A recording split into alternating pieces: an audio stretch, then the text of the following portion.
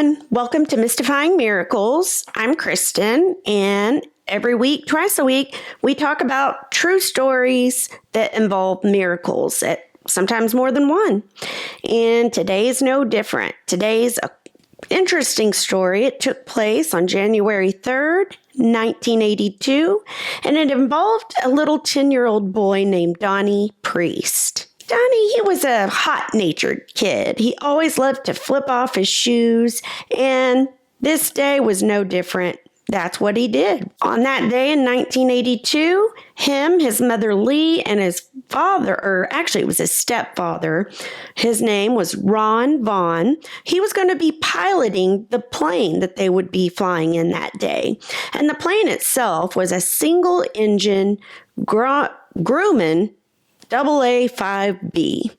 I don't know about planes, but I assume it was just a little small piloted plane. It was a really cold day that day that they would be flying, and they were actually visiting relatives in Oklahoma, so they were going to be flying back to their home in Orinda. His father or stepfather, Ron, who was piloting the plane, actually had stopped at Mammoth Lakes Airport, and he was going to refuel there, but he was actually denied that. They directed him to take a route over the Sierra Nevada instead, and that day it happened to be actually stormy, so they had to do as they were directed. Now, while in the air, the plane just started all of a sudden to lose altitude, and it was from like the fierce wind that was just blowing.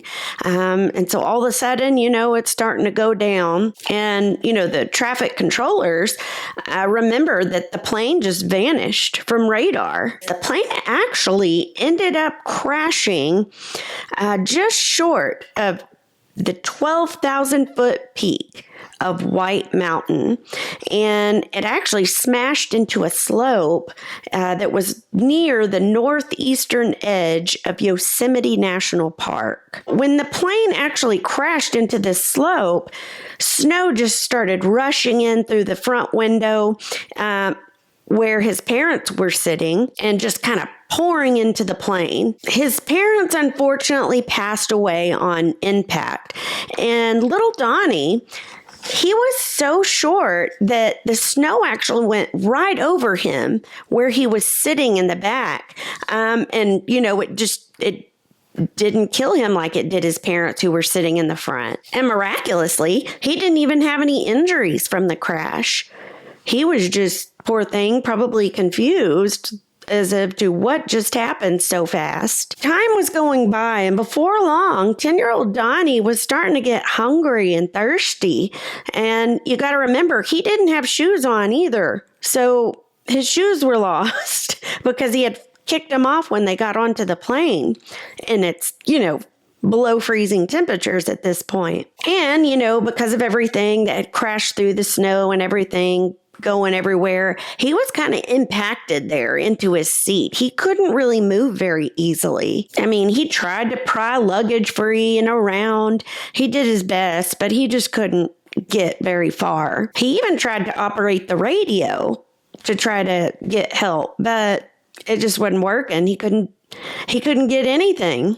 And because of the snow that had rushed in and covered most of the plane, it was hard to tell for Donnie if it was day or night. So it was just dark, and he had no clue what to do. Another note, when the snow had rushed in, and kind of gone over him and, filled up some of what was around him, it kind of created this, snow cave, you could say.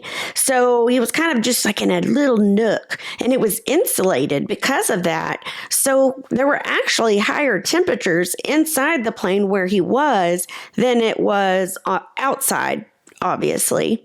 So that's why another reason why he was able to survive. And this whole time, again, Donnie didn't have food. He didn't have water, but he did know enough to eat the snow. So that's what he was doing in the meantime, hoping that somebody would come along and rescue them. And because of this snowstorm that they were kind of flying through, Authorities were not able to search for them for 2 days because the storm was so bad. They just couldn't get other airplanes or helicopters up in the air because the fierce winds and the snow and all that.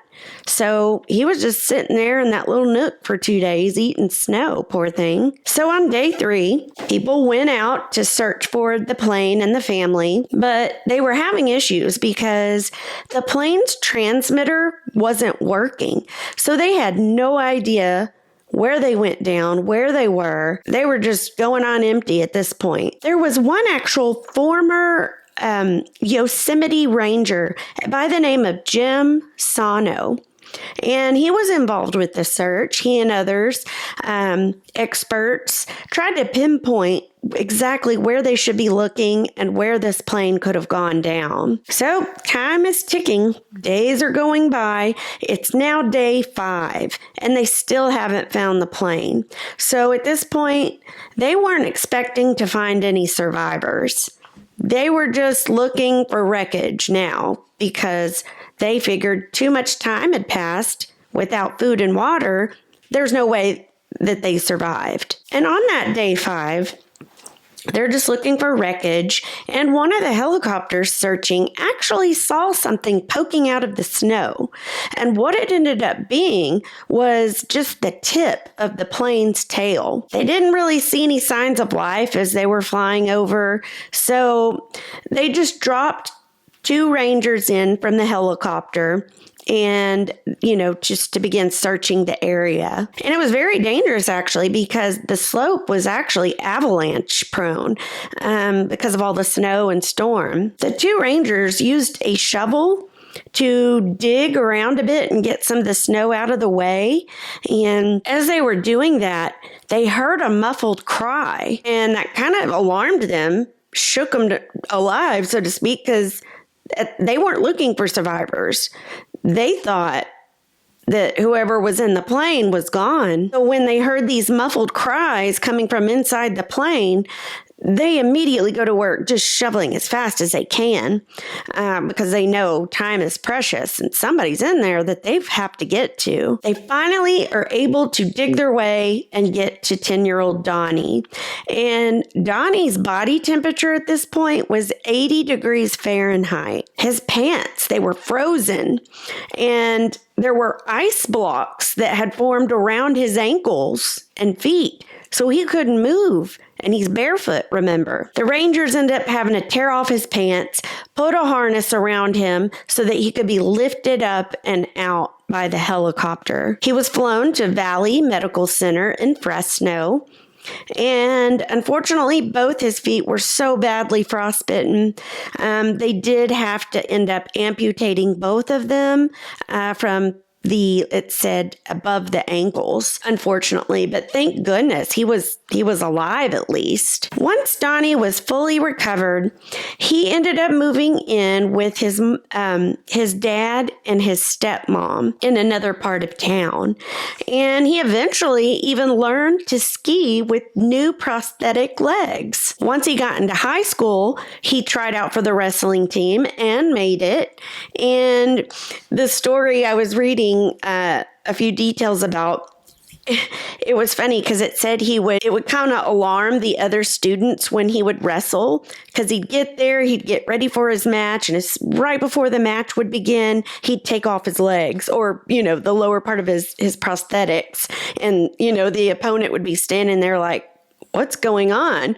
But it's cool because he was able to even join sports like that and wrestle and ski, and he was able to live life. Once he was college age, Donnie, he tried a few different things. He just couldn't find that, what he really wanted to do with his life. And it wasn't until one of the prosthetics on his legs actually broke and Donnie got an idea. Suddenly, he had new inspiration. And wouldn't you know it, today he owns his own business that helps other people with new braces and arms, prosthetic pieces.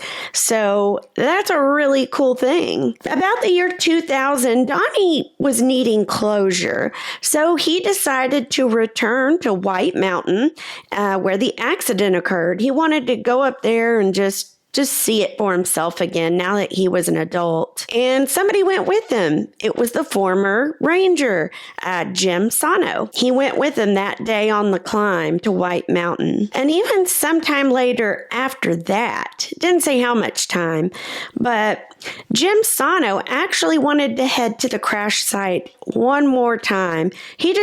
It was curiosity. He wanted to see it again. And so he did.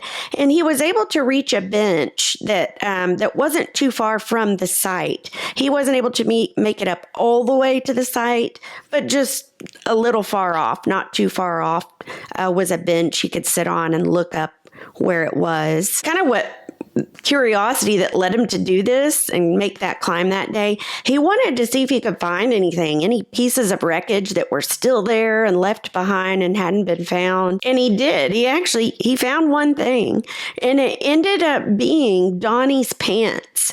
That day, when he was 10, remember the two rangers had to tear off the pants so that Donnie could be lifted. He actually found the pants. They were wedged in between two rocks, Jim said. So he took photos, and he ended up forwarding the photos to Donnie and just kind of joking around, and he asked him, quote, "Are these your pants?" End quote. So I thought that was cute. That was, because they had formed that relationship long ago because he had helped rescue Donnie. Yes, his parents didn't make it, but 10-year-old Donnie did, and I count that as a miracle for sure. You don't hear about too many survivors in those little types of plane crashes. Interesting story. I hope you guys liked this one. If you did, please like and subscribe. I do appreciate all of you guys who watch. It means a lot. And until next time, see you guys there. Thank you.